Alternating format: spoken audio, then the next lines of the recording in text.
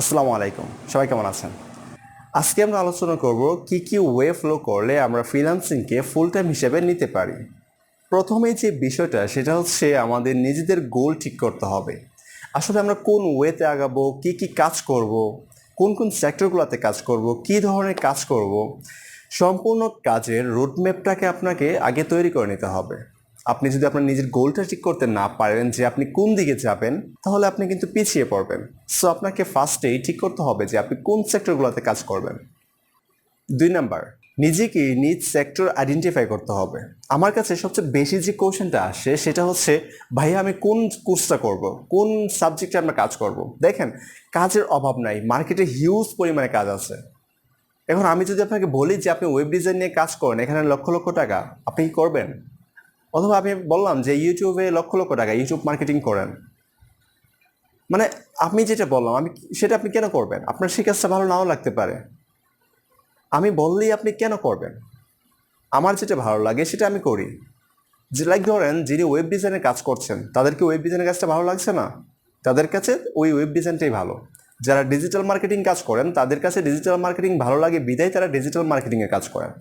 So আপনি কাজ করার আগে জানতে হবে যে আসলে কোন কোন সাবজেক্টের কাজ কী এবং কোনটাতে কী কী শেখানো হয়। সে অনুযায়ী আপনাকে নিজেকেই ডিফাইন করতে হবে যে আপনি কোন কোর্সটা করবেন। অবশ্যই কাউকে জিজ্ঞাসা না করে আপনি নিজে রিসার্চ করেন, গুগলে সার্চ করেন না। ফেসবুক মার্কেটিং কী কী শেখানো হয়, কোন কোন প্রসেসে শেখানো হয়, তারপর হচ্ছে আপনার গ্রাফিক্স ডিজাইনের মধ্যে কী কী শেখানো হয়, আপনার ওয়েব ডিজাইনের মধ্যে কী কী শেখানো হয়, এগুলি ফার্স্টে সার্চ করেন, গুগলে সার্চ করেন, ইউটিউবে সার্চ করেন। তাহলে আপনি জানতে পারবেন যে কোনটাতে কী কী শেখানো হয় এবং কোনটাতে আপনার আগ্রহ বেশি হয়। আপনার কোডিং করাতে যদি আগ্রহ হয় তাহলে কোডিং করেন, আপনি ওয়েব ডিজাইনটা শিখেন। যদি আপনার কোডিং করতে ভালো না লাগে, টাইপিং করতে ভালো না লাগে, সেক্ষেত্রে আপনি গ্রাফিক্স ডিজাইন শিখতে পারেন। যদি তাও আপনার ভালো না লাগে, ডিজাইন ভালো না লাগে, তাহলে আপনি ডিজিটাল মার্কেটিং শিখতে পারেন। সো আপনাকে ডিফাইন করতে হবে, কারণ আপনার ভালো লাগাটা মন্দ লাগাটা একমাত্র আপনিই জানেন। 3, আপনার লক্ষ্য অনুযায়ী ক্লায়েন্ট শনাক্ত করার চেষ্টা করেন। আপনি যে সেক্টরগুলোতে কাজ করবেন সেই সেক্টরগুলোতে আপনার যাদের ক্লায়েন্ট আছে তারা কী ধরনের কোশ্চেন চায় বা তারা কী কী জানতে চায় সেগুলি ফার্স্টে জানেন। দেন আপনিও সেই অনুযায়ী আপনার নিজস্ব প্রস্তুতি গ্রহণ করেন এবং সে অনুযায়ী আপনি ক্লায়েন্ট খুঁজতে থাকেন। ক্লায়েন্ট খোঁজার জন্য বর্তমানে হিউজ পরিমাণে মার্কেট প্লেস আছে, ফাইবার, আপওয়ার্ক, ফ্রিল্যান্সার, গ্রো ইত্যাদি অনেক অনেক ওয়েবসাইট আছে। জাস্ট আপনাকে এগুলোতে রেজিস্ট্রেশন করেন, দেন আপনি আপনার কাজগুলি শুরু করতে থাকেন। 4 নাম্বার, এখন আমরা যে পার্টটা নিয়ে আলোচনা করব সেটা হচ্ছে ভেরি ইম্পর্ট্যান্ট। আসলে প্রত্যেকটা পার্টই important, but this is very important part of things. আপনার সার্ভিসের সঠিক প্রাইসটা নির্ধারণ করা। লাইক ধরেন আপনার একটা সার্ভিস, সেটার মার্কেটের প্রাইস হচ্ছে $40, কিন্তু আপনি ক্লায়েন্টদেরকে অফার করছেন $10। তখন ক্লায়েন্ট কিন্তু আপনার কাছ থেকে কাজটা না করানোর চান্সটাই বেশি। বিকজ অফ ক্লায়েন্ট যখন দেখবে যে মার্কেট প্লেস সেটার ভ্যালু হচ্ছে $40, আপনি তাকে $10 দিচ্ছেন, কেন, হোয়াই, এর রিজনটা কি? তখন ক্লায়েন্ট মনে করবে যে আপনার কাজের কোয়ালিটি নিশ্চয়ই খারাপ, এই জন্য আপনি তাকে কম টাকায় তাকে অফার করছেন। সো এখানে আপনার কাজ পাচ্ছেন না।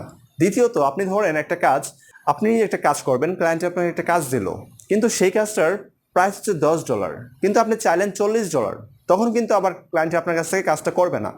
কারণ ক্লায়েন্ট সেটা জানে যে মার্কেটে এই কাজের বর্তমানে চাহিদা কীরকম এবং সেটাতে প্রাইসটা কীরকম, ক্লায়েন্ট সেটা জানতেই পারে। আর ক্লায়েন্ট নর্মালি কোনো কিছু সার্চ করার আগে বা কোনো কিছু আমাদেরকে অর্ডার করার আগেই তারা একবার জেনে নেই, বুঝে নেই, দেন আমাদেরকে অর্ডার করে। সো আপনাকে অবশ্যই মাথায় রাখতে হবে price is very important.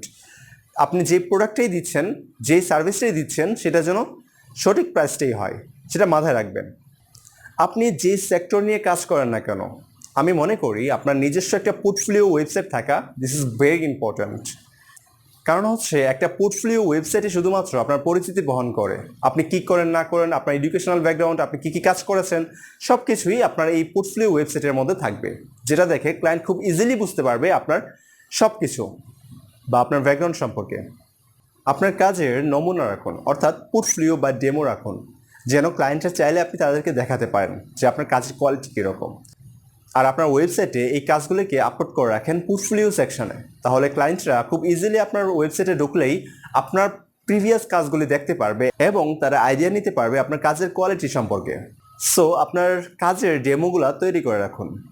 7 number যে ব্যাপারটা সেটা হচ্ছে আপনার ক্লায়েন্টকে ভেবেচিন্তে হ্যান্ডেল করুন।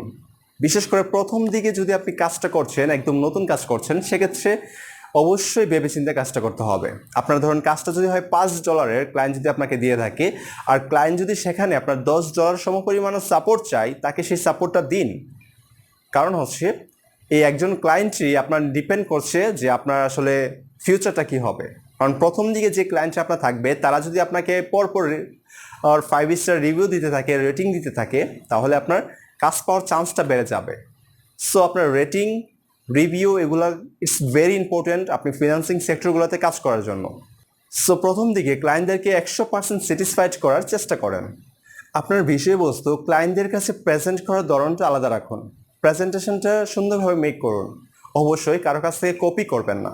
নিজস্ব ইউনিক চিন্তাভাবনা ব্যবহার করে দেন একটা কাজের প্রেজেন্টেশন তৈরি করুন। নিজেকে সবসময় ব্যাকডেটেড না রেখে আপ টু ডেট রাখুন। কারণ হচ্ছে এই টেকনোলজি সেক্টরগুলো প্রতিনিয়তই চেঞ্জ হচ্ছে, প্রতিনিয়ত আপডেট হচ্ছে। আপনি যদি সময়ের সাথে নিজেকে আপডেট করতে না পারেন, তাহলে বস আপনি হারিয়ে যাবেন। সো অবশ্যই নিজেকে আপ টু ডেট রাখার চেষ্টা করেন, টেকনোলজির সাথে সম্পর্ক রাখুন। প্রতিনিয়ত নির্দিষ্ট একটা সময় আপনি রিসার্চের ক্ষেত্রে ব্যয় করেন, জানার জন্য ব্যয় করেন, শেখার জন্য ব্যয় করেন।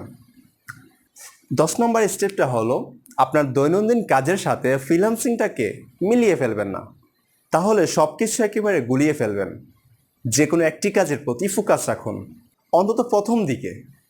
সো এই 10টি স্টেপ যদি আপনারা ফলো করতে পারেন, তাহলে আমি আশা করছি অন্ততপক্ষে ফ্রিল্যান্সিং সেক্টরগুলোতে ভালো একটা কেরিয়ার আপনাদের তৈরি হয়ে যাবে। আর এই 10টি টিপস আপনাদের কেরিয়ার গঠনে গুরুত্বপূর্ণ ভূমিকা রাখবে বলে আমি আশা করছি। সো দেখা হবে আবার পরবর্তী কোনো ভিডিওতে। Happy freelancing, good bye, tata. আর হ্যাঁ, আপনি যদি আমাদের চ্যানেলটা এখনও সাবস্ক্রাইব করে না থাকেন, আমাদের পরবর্তী ভিডিও পাওয়ার জন্য আমাদের চ্যানেলটাকে সাবস্ক্রাইব করে দিবেন। ভালো থাকেন, সুস্থ থাকেন, আল্লাহ হাফেজ।